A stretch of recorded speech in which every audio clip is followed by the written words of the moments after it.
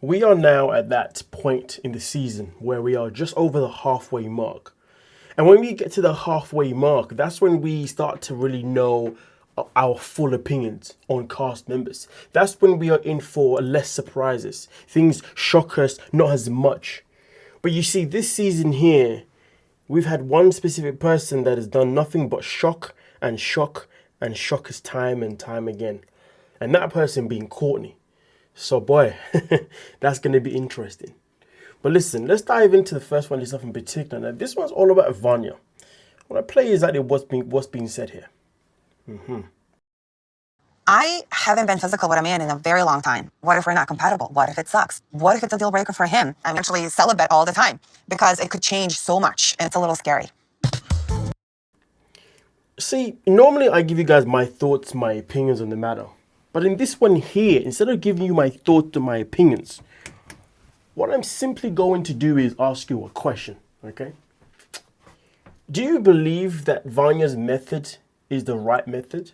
So from what I understand, and tell me if I'm getting this wrong, but she's basically saying she's celibate and she likes to hold off intimacy for a long period of time before being intimate with the man because, well, what if it doesn't live up to it? So therefore holding it for longer is going to give her a better possibility of the intimacy actually being a match. Does that make sense to you folks? Because here's the thing, in this life, there's many of us who will have intimacy with somebody within maybe the first week or maybe within the second date, maybe even the first date. Some people may even wait so the people that can wait a very short period of time and actually still end up being with that person. And everything is good. And then there's people who can wait a very long time and maybe even still be with that person. And then there's people who can have it straight away and nothing comes with the relationship. And there's people that can hold off for a long time and then it ends up having it and it ain't all that and then the relationship ends anyway.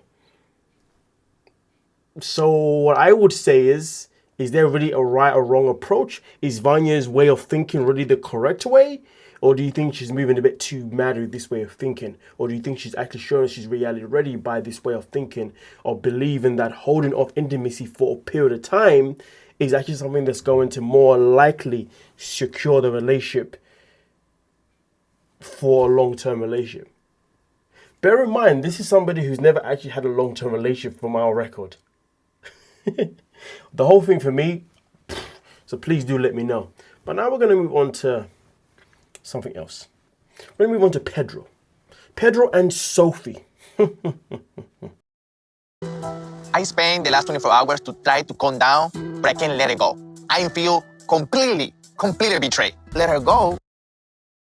You know, the only person Pedro should feel betrayed by is himself. Because I know inside of her, she has something very special. And this is why the only person that has betrayed him is himself, because he's sitting there and telling us that he wants to continue trying to pursue Sophie because he believes that she could be the one. He believes that there's more to come from this, which, don't get me wrong, isn't a bad thing. But this girl has told you multiple times that she does not actually want to be your girl anytime soon. She wants to still enjoy her life as a single person. So how is he seeing this special thing in her? But you see, Pedro is one of these people that when it comes to accountability, that does not exist. You see, Pedro's the kind of person when things go down, the blame always has to be elsewhere. I to the street trying to get things better, or I go my own way. You kiss him? Yeah. Okay. It's been 5 months and you only been kiss me like I go kiss one time.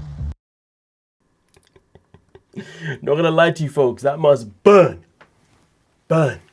A woman that you've been working for and you couldn't even get a kiss from her for a long time. She goes on one date, she's already kissed somebody else. This is a very simple one. This is a very, very simple one.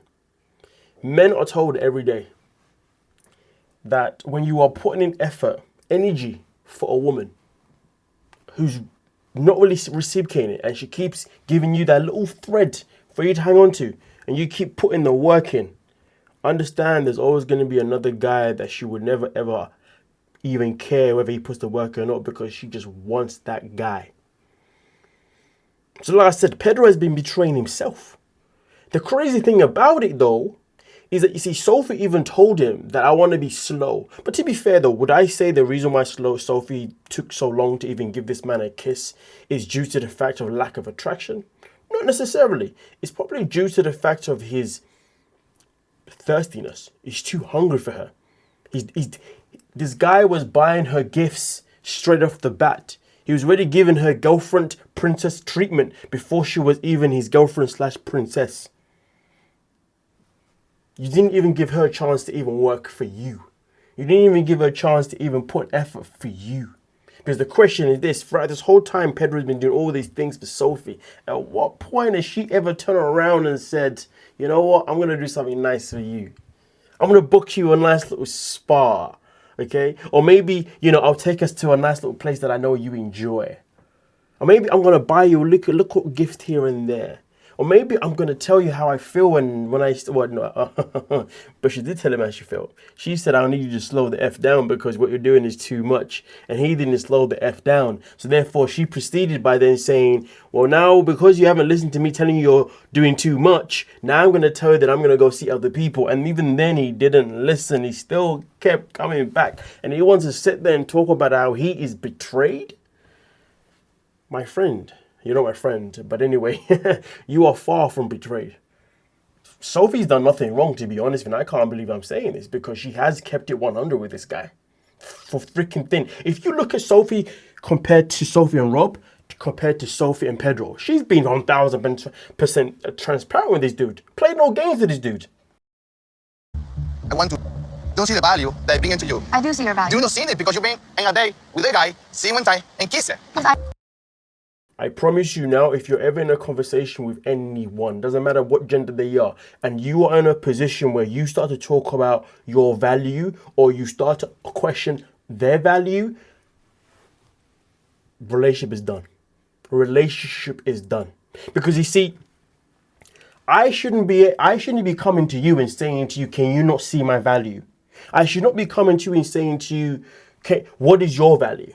Because that means that, one, if I have to ask you if you can see my value, that means I obviously know that I'm not being appreciated. That's what it's telling me, first and foremost. Now, if I have to then ask you about your value, then that means I also now know that you're not actually adding anything to my life. These value nonsense conversations should never be a question. If you question them, that's your answer. That is your answer. Because you see, he believes highlighting the things that he has brought to her life should wake her up to recognize how good he is for her. That means you're being desperate for her attention. That means you're really trying to convince her that you're the guy. If you have to convince someone that you are their person, that's your answer alone there about what you should be doing. And that is walking away. I back to my country, to share my country, it should be looking another guy for my country. What the hell? Afraid of, like, he's just acting like he just got cheated on. I've been open about it from the beginning. I told him, I didn't lie, and did the worst thing in the world. I feel like I'm the most person in the world, and I'm not. Like, I'm not ready for a relationship. Like, that's all it is. I'm not ready for a relationship. Listen, the girl has done nothing but keep it 100 with this man, and this man decided to do what? To ignore.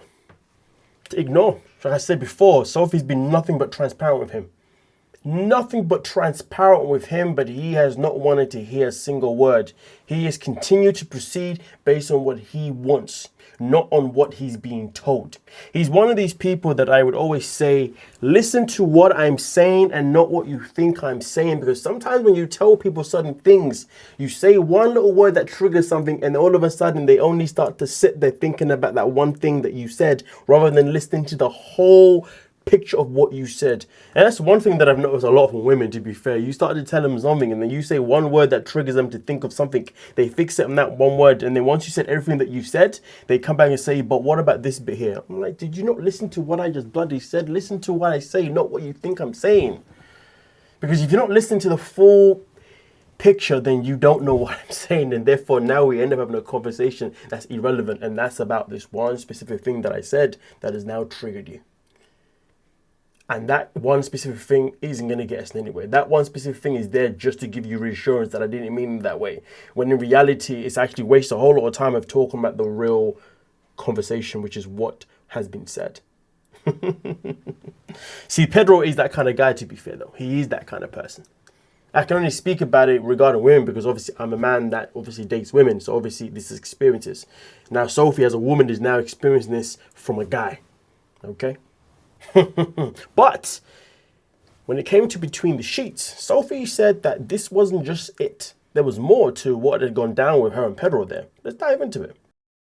See these clips is just some of what he said, but he said a lot more, and he was even more intense and saying hurtful things to me. Like, it really did escalate from like 0 to 100, where he started getting angry. I do find this thing quite interesting because you see, when it came to Pedro's relationship with Chantel, there were times I watched this guy and I felt like this guy is over-escalating a few times here. It's not looking good. But obviously, when they edit things for the show, they obviously edit out certain things and only keep in certain things. But I kind of did pick up on this vibe, though, when he was with Chantel. Not kind of, I did pick up on it. And to be fair, it's the same vibe his sister has. It's the same vibe his mother has. They all love to say cruel things.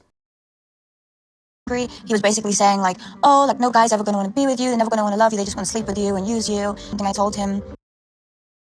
You know what, though? Let's just touch on that real quick. Even if that's true, does it mean that you should be saying this to someone out of malice?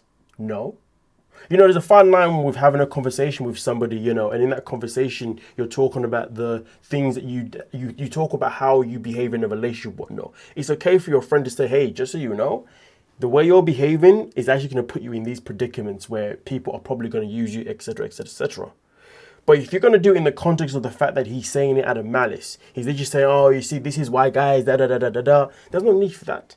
There's no need for that. And if anything, you're not helping her in any shape or form. All you're doing is hurting her, and because she's hurt, she won't even process what you're saying may actually be true. She won't even process it in a way where she can actually think, you know what, maybe I need to change my ways. But you're saying it in ways that are hurtful. And when you say things in ways that are hurtful, they can cut deep in terms of the pain, but they don't register to our brain that maybe the things that we have to do better. Because you see, when you hurt someone in this way, they have to then go to a friend or a family member to comfort them. And then when that person comforts them, they will say, oh no, that's not true. I can't believe he said this. I can't believe he said that. And therefore, all of that ranting you just did goes nowhere. The only place it goes is just hurting that person. So for Pedro to do what Sophie claims he did by saying that, well, this is why guys use you and blah, blah, blah, blah, blah, that is a pathetic move. When I was vulnerable with him in my conversations, I was like to him, like, oh, I'm worried I'm going to open up to a guy and they're just going to use me and then be like, right in my face. I really shut down because I'm like, wow, I trusted him with something personal about how I will say this, though. This is just my humble opinion. Sometimes when people are talking to someone who may be who's a potential love interest, right? People, and I guess I find it more women than men. Well, I guess only because, again, I date women, right? But I do find that sometimes women do have this thing where they feel the need to tell you that I'm afraid of this and that because it might make me vulnerable, blah, blah, blah. And don't get me wrong, I love transparency. It's a great thing. But I want you to be very, very careful of who you're transparent with, who you're telling, because you see, when you're getting to know somebody and you're telling them that, oh, I'm afraid if I do this and that, it's going to make me vulnerable and then therefore I'm going to be used for this and that and blah, blah, blah, blah. Understand that sometimes when you're doing that, you're actually giving someone the keys to how they're going to F you up mentally. Just bear that in mind, because some people will be like, oh, okay, oh, I'm listening to you. So now they know how to play you. They now know how to behave to manipulate you, so therefore they can have you in a way that's going to suit them best. But on the flip side, there will be some people that you tell these things and they will actually generally be sympathetic to it, and they will generally start to behave in the ways where they don't want you to ever go through that again. So it's one of those things that you need to be careful with being open. But I'm not saying don't be fully open, because I fully believe that everybody should 1000% be transparent with everything. But when you are transparent with somebody, please pay attention to how they behave moving forward. Okay? Pay close attention. Is the way they're now behaving fake, or is it legit? If you sense it to be fake, question it. But I say question it because sometimes our insecurities can make us believe someone's being fake when they're not. So it just depends on who as a person, and that's where it can get tricky. All right? But hey, let's continue. feel and used it against me when he was upset. When I hear Pedro get angry like that, that's make me realize is like that's finally he showed different side of him. I felt like Not even the different side of it. I think it's a side that's always been there, but TLC probably just haven't shown us. I didn't see him as the safe space anymore for me to be comfortable with. He's just someone now that's like, trying to hurt me. Honestly, the second that you feel like somebody's no longer a safe space, please walk away. So many people feel... I personally don't think that a safe can be repaired. I feel like once a safe space has been tarnished, it's best to walk away. Because here's the thing, if somebody had the audacity to break your safe space in the first place, why would they not do it again? But I'm not saying that you should listen to what I'm saying and do it that way. But for me personally, once somebody has broken the safe space or my trust or whatever it is, I mean, listen, I've just got a lot of tolerance because I just enjoy my peace way too much, to be honest with you. So once someone's moving a bit mad, I'm just like, you know what, I'm good. I'm good. I don't want to put energy into trying to repair something that should never been tarnished in the first place, to be honest with you. Why? Well, because if I'm not going to tarnish it, then why did you? You know what I mean? So, yeah. I mean, I guess I treat you based on myself, you know, and that's how people should do sometimes, you know, like, would I have done this to you? Would I have tarnished this? Would I have broken this? You know what I mean? No, I wouldn't have. So why the hell did you?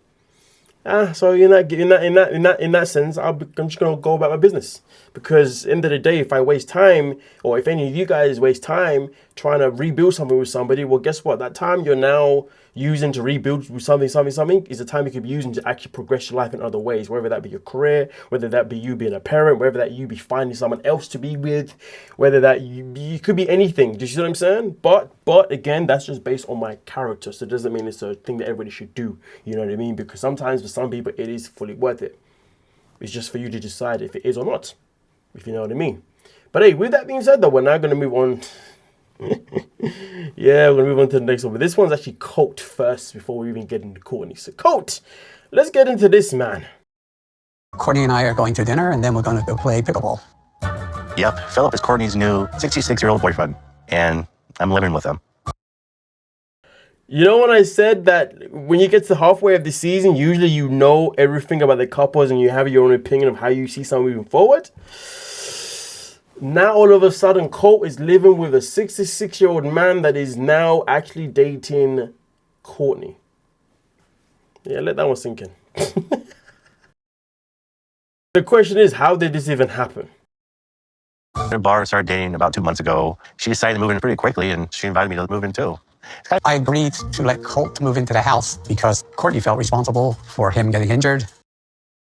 They need to drop this whole storyline. Like, what's wrong with this girl?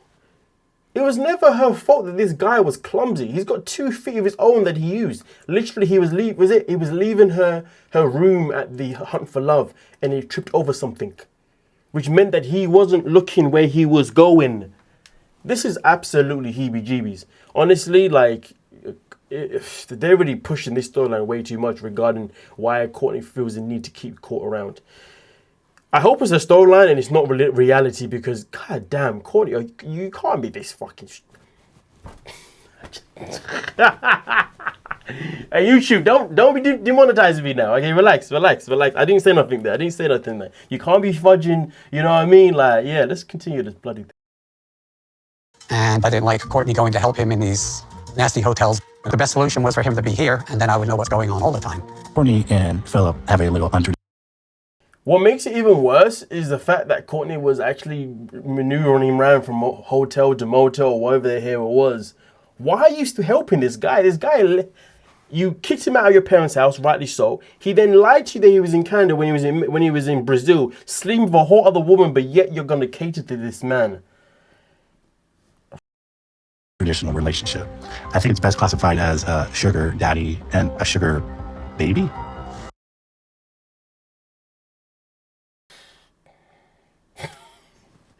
I mean, to be fair, hit the nail on the head. That is literally what it is classified as, if you know what I mean, if you look at it for what it is. But listen. Before we dive back into the whole Colt and Cortney situation, there is more to come regarding them. But for this little minute, we're going to move on to Jamal and Kimberly. I'm not going to lie about anything. I'm just letting you know that now. I didn't ask. What? Well, if they ask, like, how was it growing up an only child? Oh, do you wish you had siblings? What do you want me to say? I mean, if they ask it, I'm not going to just, like, blurt it out. I think it's a conversation I need to have with Wayne first. You know, Kimberly has this thing where she always feels the need to withhold information from people.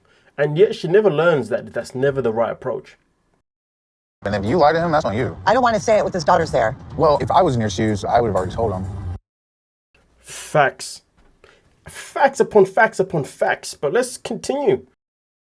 met him yesterday. You met him. You know it. You've been talking to him for months. But it's not something you say over the phone, Jamal. If people cannot accept the fact that my mom has other children, then they should not be in her life at all.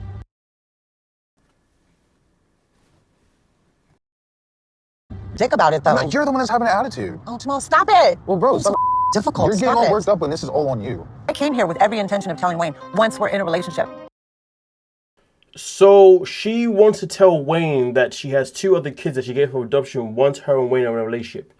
What does that sound like to you folks? What does that sound like? What type of person does those kind of things? To me, that's somebody that is extremely manipulative.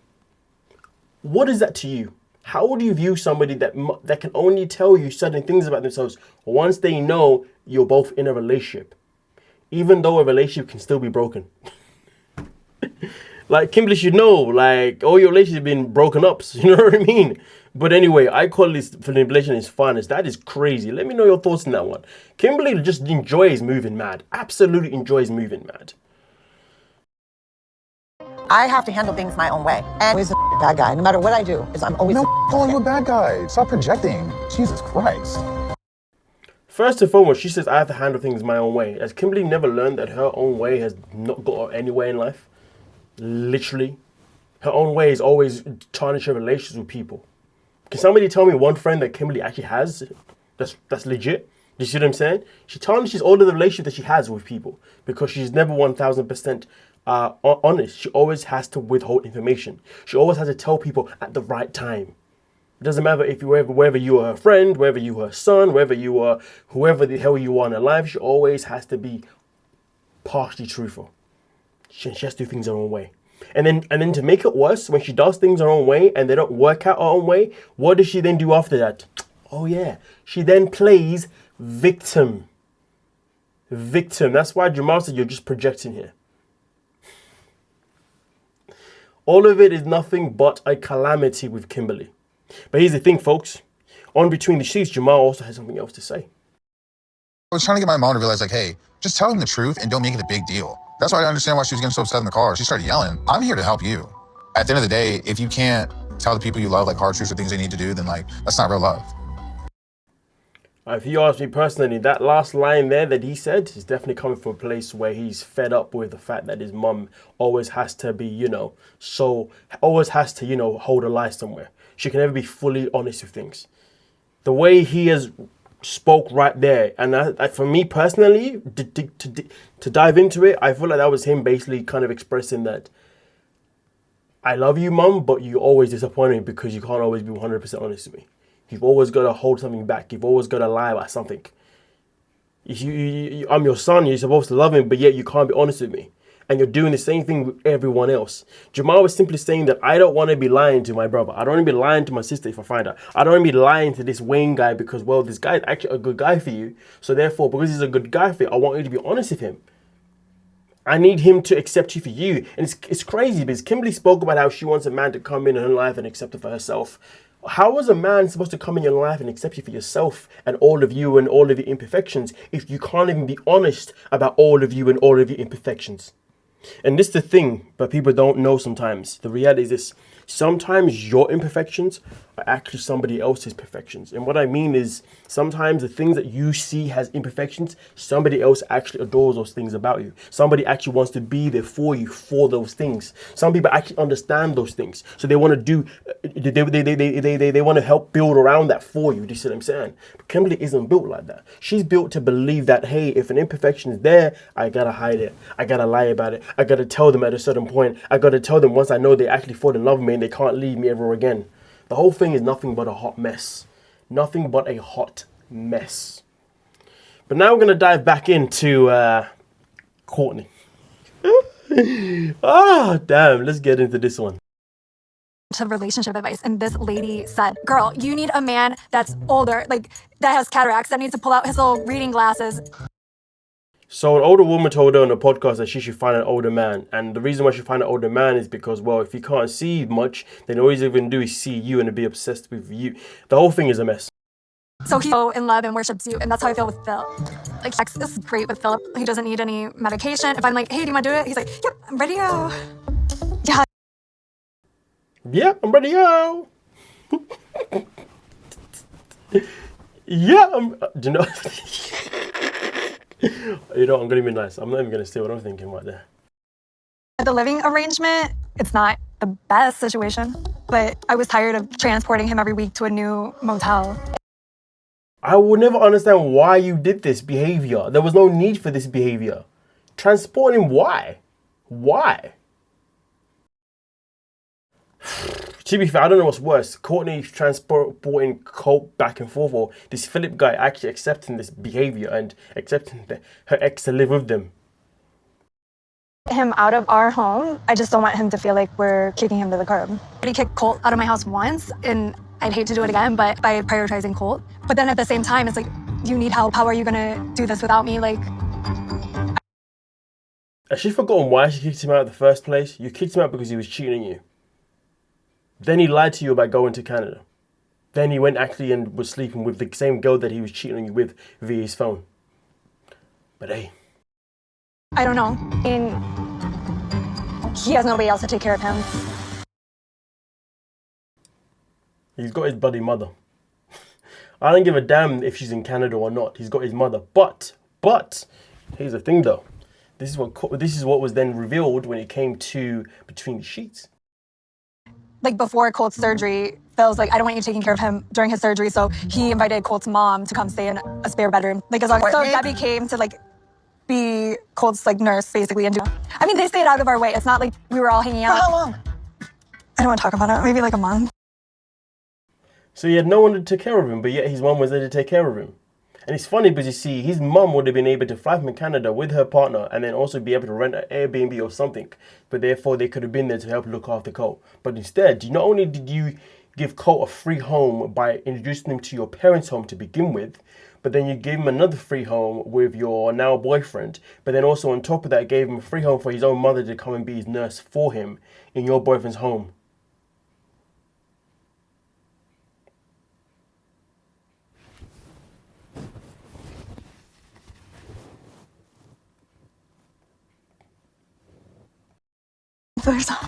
Honestly, Who was she dating while she was cuddling me in the hotel room when I came back from Brazil? I don't know. They did break up when I lived there. I moved out and I moved back in and got back together. Fight all the time. She's miserable. She feels like she's in prison. He's always questioning her, but she's less. I mean, listen, are we really inclined to believe anything that comes out of Colt's mouth? I mean, I want to believe that this older man is keeping her as a prisoner, all that kind of stuff. You know, I do want to believe it, you know, but it's coming out of Colt's mouth. So she stayed with Philip so that I would be with her. These get better and better. She stayed with Philip just so she can be there with Colt. This whole thing is nothing but an ugly mess. It's nothing but just crazy. I'm speechless. I don't even know what to even say at this point. What can be said at this point? Literally, the whole situation is a lost cause now.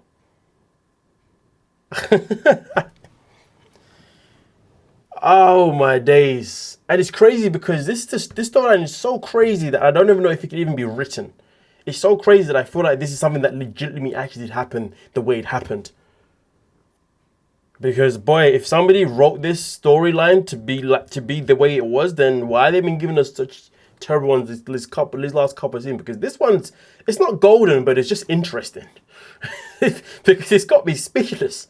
Somebody let me know, please. Would you ever put yourself in a position so moving mad that you are now going to allow your ex to live with you and your new partner, even though you know your ex is your ex because they cheated on you emotionally and physically, amongst all the other lies that they had done in front of that? And then now you're also inviting this ex with his mother to be there to look after him as well in your home with your now current partner.